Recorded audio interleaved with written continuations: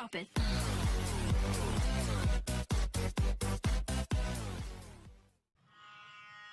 அன்பார்ந்த பெருமக்களே வணக்கம். அறிவோம் ஆன்மீகம் என்ற தலைப்பின் கீழ் குருவின் பெருமையை சிந்திப்போம் வாருங்கள். இந்த கதையின் நிகழ்வுகள் மகாபாரதம் நடந்த கால பின்னணியில் நடைபெற்ற உண்மை சம்பவங்கள். இந்த கதையை ஆரம்பத்திலிருந்து முடிவு வரை கவனத்துடனே கேட்கும்படி வேண்டிக்கொள்கிறேன். அவ்வாறு கேட்கும்போது இந்த கதையின் முடிவில் நம் ஒவ்வொருவருக்கும் ஏதோ ஒரு ஆன்ம உணர்வு தூண்டப்பெறும். ஒரு ஏழை அந்தணச் சிறுவன் தனது 7வது வயதில் வேத பாடம் சொல்லித்தரும் ஒரு குருவிடம் சென்று அவர் வீட்டிலேயே தங்கி வேத பாடம் பயின்று கொண்டு வந்தான். அந்த குரு சிறப்பாக வேத பாடம் சொல்லிக் கொடுத்து வந்தார். ஆனால் சிறுவனுக்கு சரியாக வேத பாடம் கைவரப் பெறவில்லை. இந்த விஷயம் அந்த குருவால் உணர முடிந்தது. அந்த சிறுவனும் இதை உணர்ந்தே இருந்தான். ஒரு நாள் இரவு குருவுக்கு விசிறி வீசி சேவை செய்து கொண்டிருந்தான் அந்த சிறுவன். அப்போது குரு அவனிடம், தம்பி, நீ ஏன் சரியாக வேத பாடம் படிக்காமல் இருக்கிறாய் என கேட்டார். அதற்கு சிறுவன், நான் எவ்வளவோ முயன்றும் என்னால் படிக்க இயலவில்லை என்று கூறி, மேலும், குருவே, நான் சரியாக படிக்காததால் என்னை குருகுலத்தை விட்டு அனுப்பிவிடாதீர்கள் என வேண்டிக் கொண்டான். அதற்கு அந்த குரு, நான் உன்னை குருகுலத்தை விட்டு அனுப்ப மாட்டேன். அதற்கு பதில், எனக்கு தேவையான தனிப்பட்ட உதவிகளை செய்து கொண்டிரு. நீ வாழ்க்கையில் உயர்வடைவதற்கு ஏதாவது ஒரு உபாயத்தை சொல்லுவேன் என்று கூறினார். அவனும் அவர் சொன்னவாறே கைங்கரியம் செய்து கொண்டு வந்தான். சிறிது காலம், அதாவது அவனுக்கு 17 வயது ஆகும்போது குருவுக்கு அந்திம காலம் நெருங்கியது. அச்சமயம் அவன் குருகுலத்தை விட்டு வெளியில் இருந்தான். குரு இறந்து போகும் சமயத்தில் ஒரு ஓலையில் அச்சிறுவனுக்கு சொல்ல வேண்டிய உபாயத்தை எழுதி அவ்வோலையை தன் மனைவியிடம் கொடுத்து அவனிடம் சேர்ப்பிக்கும்படி கூறிவிட்டு இறந்தார். குருவின் மனைவி, இவ்வளவு நாட்கள் நமது கணவர் உயிருடன் இருந்தார், இந்த சிறுவன் நமக்கு உதவியாக இருந்தான்.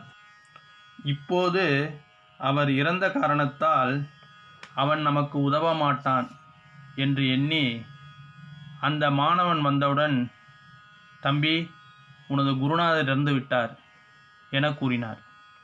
அதற்கு அவன் மிகவும் வருத்தப்பட்டு, எனக்கு உபாயம் சொல்வதாக கூறியிருந்தார், திடீரென இறந்து விட்டாரே என அழுதான்.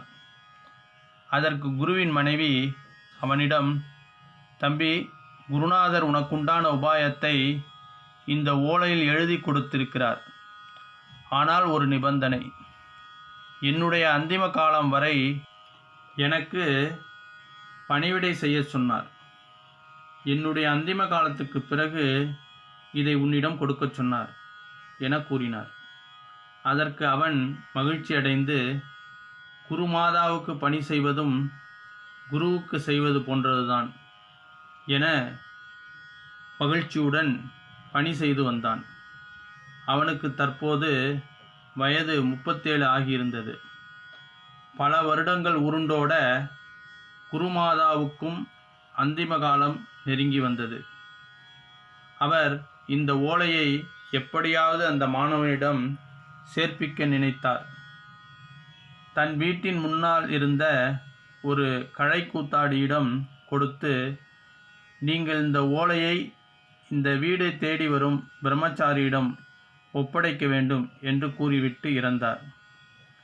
அதை பெற்றுக்கொண்ட அந்த கடைக்கூத்தாடி பெண், இந்த ஓலையில் ஏதோ ஒரு முக்கிய விஷயம் உள்ளது என உணர்ந்து கொண்டு அவனிடம், தம்பி, உன் குருமாதா இந்த ஓலையை உன்னிடம் கொடுக்கச் சொன்னார். ஆனால் ஒரு நிபந்தனை. என்னுடைய அந்திம காலம் வரை எனக்கு சேவை செய்ய சொன்னார். அல்லது எனக்கு எப்போது உன் சேவையில் நிறைவு ஏற்படுகிறதோ அப்போது கொடுக்க சொன்னார் என கூறினான். அப்போதும் அவன் மகிழ்வுடன், குருமாதாவின் உத்தரவு குருவின் உத்தரவு போன்றதுதான் என கூறி அவளுக்கும் சேவை செய்து வந்தான். வருடங்கள் பல உருண்டோடின. அப்போது அவனுக்கு வயது 57. அந்த கடைக்கூத்தாடி அந்த ஓலை அவர் கையில் கிடைக்கக்கூடாது என்பதற்காக அவள் எப்போதெல்லாம் கம்பியின் மீது ஏறி நடக்கிறாளோ அந்த ஓலையை தன் இடுப்பில் செருகிக் கொண்டுதான் கம்பியின் மேல் நடப்பாள். அதே போல ஒரு நாள் கம்பியின் மேல் நடந்து கொண்டிருக்கும்போது மிகவும் பலமாக காற்று வீசியதில் அந்த ஓலை அவள் இடுப்பை விட்டு கழன்று பறந்து சென்றது. அப்போது அவள் இது தெய்வ செயல் என நினைத்து, ஐயா, உங்கள் குருநாதர் கொடுத்த ஓலை பறந்து செல்கிறது, நீங்கள் சென்று அதை பிடித்து கொள்ளுங்கள் என கூறினார். அவரும் அந்த ஓலை சென்ற திசையில் ஓடத் தொடங்கினார். இந்த சம்பவம் நடந்து கொண்டிருக்கிற அதே வேளையில் பகவான் கிருஷ்ணரும் பஞ்ச பாண்டவர்களும் ஒரு ரதத்தில் வந்து கொண்டிருந்தனர். மக்கள் கூட்டமாக இருந்ததை கவனித்த பகவான் கிருஷ்ணர் பஞ்ச பாண்டவர்களிடம், நீங்கள் அனைவரும் ரதத்திலேயே இருங்கள், அங்கு கூட்டமாக உள்ளது, என்னவென்று பார்த்து வருகிறேன் என கூறிவிட்டு ரதத்தை விட்டு இறங்கி நடக்க ஆரம்பித்தார்.